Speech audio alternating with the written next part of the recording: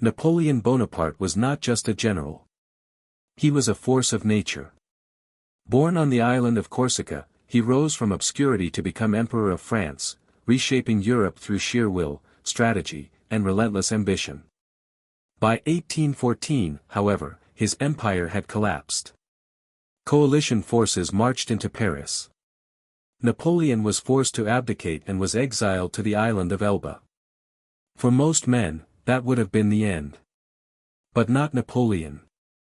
In February 1815, he escaped. With only a small force, he marched back into France. Soldiers sent to arrest him instead joined him. Within weeks, he reclaimed the throne without firing a shot. It was a moment that stunned Europe. But it also triggered a final reckoning. The great powers, Britain, Prussia, Austria, and Russia, united once more. They would not allow Napoleon a second reign. Armies mobilized. Time was against him. Napoleon knew he had one chance: strike first. His plan was bold. He would march into Belgium and defeat the Allied armies separately before they could unite. Speed was everything. Precision was everything. On June 18, 1815, he faced the army of Arthur Wellesley, Duke of Wellington, near a small village called Waterloo. But the battle began with a problem. Heavy rain had fallen the night before. The ground was thick with mud. Artillery, Napoleon's greatest advantage, could not move or fire effectively. So he delayed. Hours passed. That delay would prove catastrophic. As the battle finally began, French forces advanced. Cannon fire echoed across the fields. Infantry clashed in brutal waves. Villages like Hougoumont and La Haye-Saint became deadly strongholds. Napoleon pressed forward, confident he could break Wellington's lines. But something unexpected happened. The British army did not collapse. Wellington held his ground, using defensive formations and terrain to absorb the French assaults. Every advance was met with disciplined resistance. Every gain came at a cost.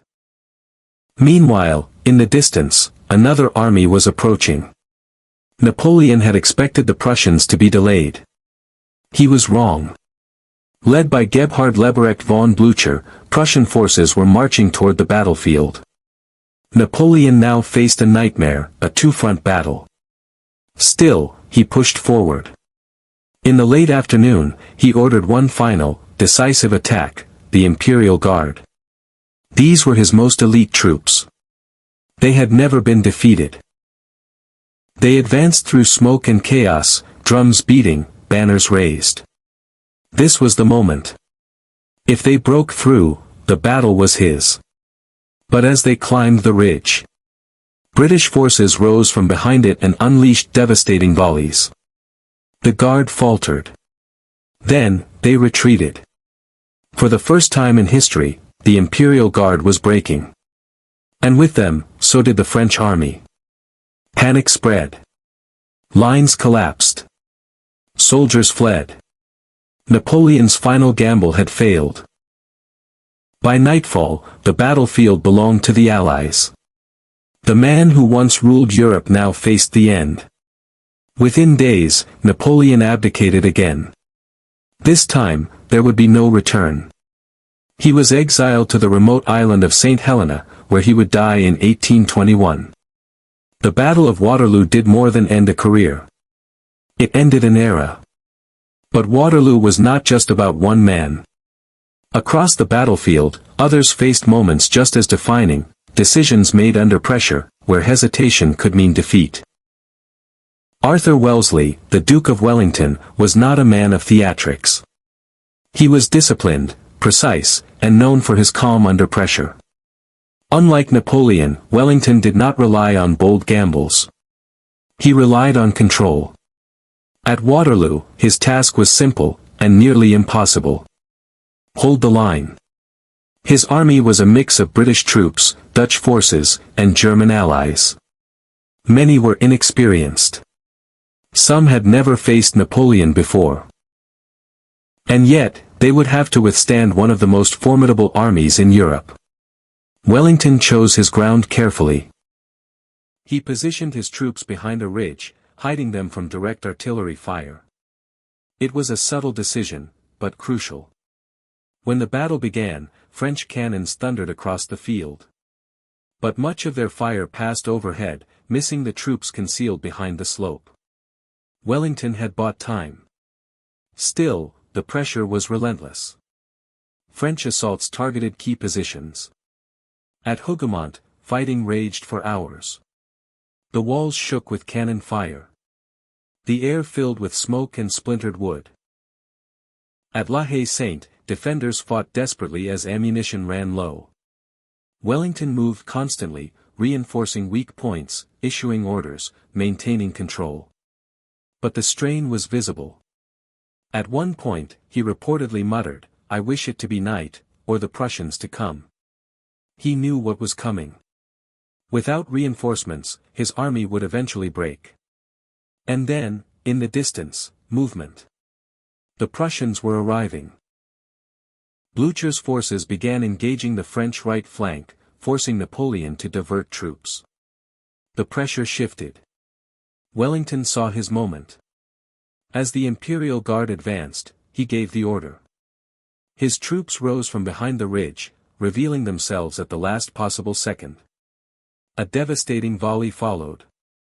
The French advance stalled. Then came the counterattack. Wellington's forces surged forward. The line that had held for hours now advanced with purpose. It was the turning point. The French army began to collapse. By evening, victory was secured. Wellington had done what seemed impossible, he had stood against Napoleon, and won. Later, he would describe Waterloo as the nearest run thing you ever saw in your life. It was not a flawless victory. It was survival. And sometimes, that is enough to change history. But there was one more story, one that unfolded not at the center, but at the edge of the battlefield, where timing would decide everything. Gebhard Leberecht von Blücher was not a young man in 1815. He was 72 years old, stubborn, aggressive, and known for his refusal to retreat. Just 2 days before Waterloo, his army had been defeated by Napoleon at the Battle of Ligny. It was a heavy blow. Many expected him to withdraw completely. But Blücher had other plans. Despite injuries and exhaustion, he made a decision that would define the battle. He would march. Not away from danger, but toward it. His army was scattered, battered, and struggling to regroup. Roads were muddy. Communication was difficult. Every hour mattered. Still, Blücher pushed forward. He coordinated with Wellington, promising to support him. But there was a risk. If he arrived too late, Wellington's army would be destroyed. If he arrived too early, he could face Napoleon alone. The margin for error was razor-thin. As the Battle of Waterloo raged, Blücher's forces marched through forests and narrow roads, guided by determination more than certainty. Some units became lost. Others lagged behind. But they kept moving. By late afternoon, the first Prussian troops reached the battlefield. They did not arrive in perfect formation. They arrived in fragments. But it was enough. They struck the French right flank, forcing Napoleon to divert crucial troops away from his main attack. Pressure built. More Prussian forces followed. The French army, already strained, began to bend under the weight of a second front. Blücher himself arrived on the battlefield, pushing his troops forward despite fatigue. He understood the moment. This was not just another battle. This was the endgame. As evening approached, Prussian forces intensified their assault. Villages changed hands. Fighting grew chaotic. The coordination between Wellington and Blücher tightened. Two armies, once separated, now moved as one. And Napoleon ran out of options. Blücher's relentless march had sealed the outcome. Without it, Wellington might not have held. Without it, Waterloo might have ended differently. But history is shaped by those who refused to stop. And Blücher never stopped. When the battle ended, it was not just a victory of tactics or strength. It was a victory of timing and resolve. 3 men. 3 decisions. 1 battlefield. Napoleon chose to gamble. Wellington chose to endure. Blücher chose to advance. Each believed they were shaping the future, and in a way, they were. But history is rarely decided by certainty. It is decided in moments of doubt, where action matters more than outcome. So which of these stories stayed with you the longest? Because in the end, Waterloo was not just a battle. It was a turning point where ambition, discipline, and persistence collided, and only one could remain.